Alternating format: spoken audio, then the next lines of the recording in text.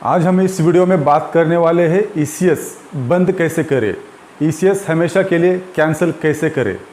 हम जब भी किसी भी बैंक से या किसी भी फाइनेंशियल कंपनी से लोन लेते हैं, चाहे वो personal loan, two wheeler loan, four wheeler loan या अन्य किसी भी प्रकार का अगर हमने लोन लेके रखा है, उस टाइम हमारा एक एग्रीमेंट साइन होता है हमारे बैंक के साथ और जो कंपनी से हमने लोन लेके रखा है उसके साथ।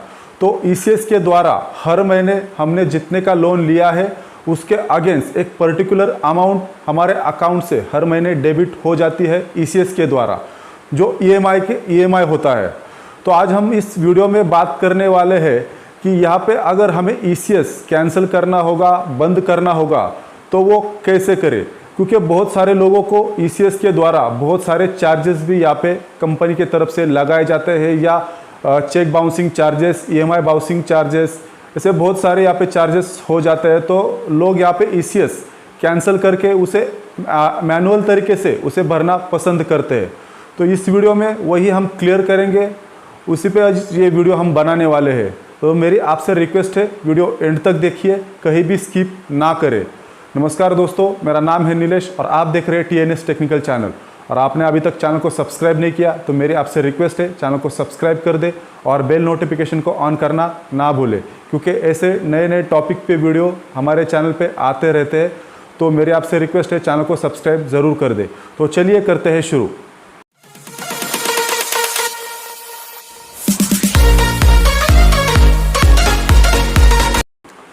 ईसीएस की अगर हम बात करेंगे तो ईसीएस दो प्रकार के होते हैं। जैसे कि अगर हम बात करेंगे म्यूचुअल फंड में, अगर हमने एसआईपी ली है तो वो भी ईसीएस के द्वारा हर महीने हमारे बैंक अकाउंट से डिडक्ट होके हमारे म्यूचुअल फंड में चली जाती है। दूसरा है, हम अगर हमारे पास पोस्टपेड मोबाइल है या हम इलेक्ट्रिशियन का बिल हर महीने हमारे अकाउंट से ऑटोमेटिक डेबिट हो जाता है, जो भी बिल होता है हमारा इलेक्ट्रिक या पोस्टपेड का बिल, तो अगर हमारे बैंक अकाउंट से डिडक्ट होके माइनस होके चला जाता है तो वो भी ईसीएस के द्वारा ही वहाँ पे चला जाता है।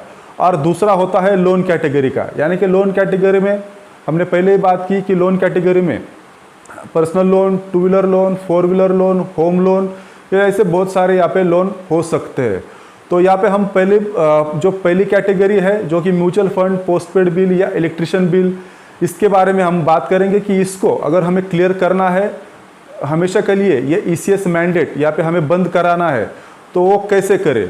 तो हमें अगर ये म्यूचुअल फंड का यहाँ पे जो कैंसिल करना है, उसका ईसीएस कैंसिल करना है, तो उसके लिए एकदम सिंपल तरीका है।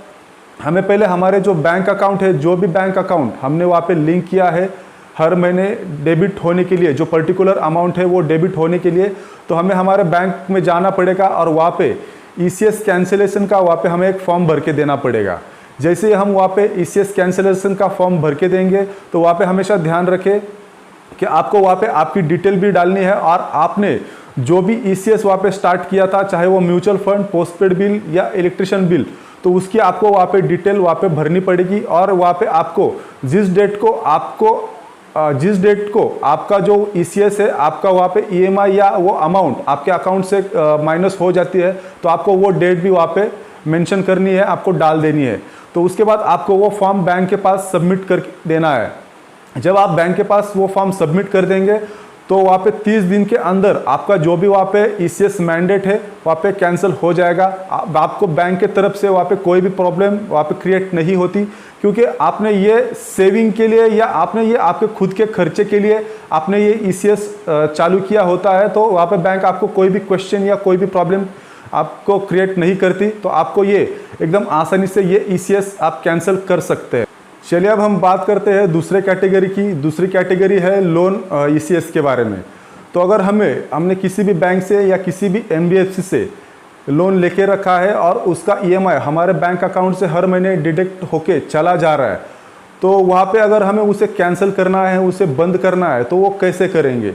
तो यहाँ पे मैं आपको एक बात बताना चाहूँगा कि आप अगर आपके बैंक में भी जाके आप अगर उनको एक फॉर्म भर के देंगे और आपको ये ईसीएस मैंडेट यहाँ पे बंद कराना चाहेंगे या कैंसिल कराना चाहेंगे, तो डायरेक्ट आपके बैंक में जाके आपको ये पॉसिबल नहीं होगा, क्योंकि आप जब भी ये लोन लेते हो तो आप एक एग्रीमेंट वहाँ पे साइन करते हो, और जब वो एग्रीमेंट आप साइन करते हो तो आपके बैंक अकाउंट से या आपके बैंक से जो आपका खुद का बैंक है वहाँ से अप्रूवल लिया जाता है हर महीने ईसीएस के द्वारा।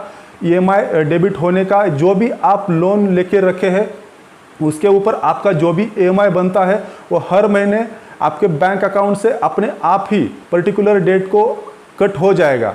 तो यहाँ पे आपको कोई भी पॉसिबिलिटी नहीं है कि आप खुद के बैंक में जाके वहाँ पे उस ईसीएस को कैंसिल कर सकेंगे, क्योंकि आपने जिस बैंक से या जिस एनबीएफसी से लोन लेकर रखा है उसकी आपको एक एनओसी चाहिए।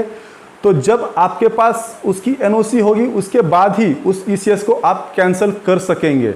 तो अगर आपको इस प्रॉब्लम का भी सॉल्यूशन चाहिए तो वो भी आप कर सकते हैं। आपकी जो भी आपने जिस भी बैंक से या जिस भी आपने एनबीएफसी से लोन लेके रखा है तो आप सीधे आप उनके ऑफिस में जाइए, वहाँ से आप एनओसी लेके आइए और उनसे आप बात कर सकते हैं कि मुझे ये ईसीएस मैनुअल तरीके से, यानी कि जो हमारा ईएमआई हर महीने ऑटोमेटिक डिडक्ट कट हो जाता है या आपके बैंक अकाउंट से निकल जाता है, तो आपको उसको कैंसिल करके आप उसे मैनुअल तरीके से हर महीने भरना चाहते हो तो आपको यहाँ पे आपकी एनबीएफसी, आपने जिस भी बैंक से या किसी भी एनबीएफसी से आपने जब लोन लेके रखा है आप उनसे एनओसी की मांग कीजिए।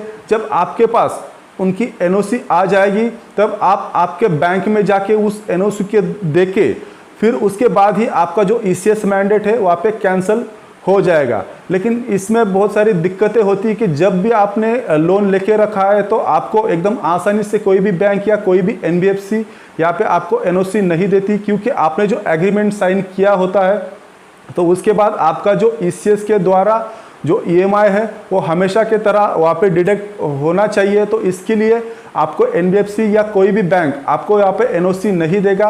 हाँ, अगर आप रिक्वेस्ट करेंगे, आपका क्रेडिट हिस्ट्री, आपकी सिविल हिस्ट्री अच्छी हो तो हो सकता है कि आपको एनबीएफसी या बैंक आपको वो एनओसी दे सकेंगे और उसके बाद जो आपका ईसीएस है आप मैनुअल तरीके से, यानी कि आप खुद हाथ से आपको जब चाहे वो ईएमआई आप पेड कर सकेंगे। तो इसके लिए आप आपके बैंक में जाके कुछ भी यहाँ पे नहीं कर सकते। तो बस इतना ही आपको बताना था। तो वीडियो अगर अच्छा लगा होगा तो लाइक कर देना और चैनल को सब्सक्राइब नहीं किया तो चैनल को सब्सक्राइब कर देना।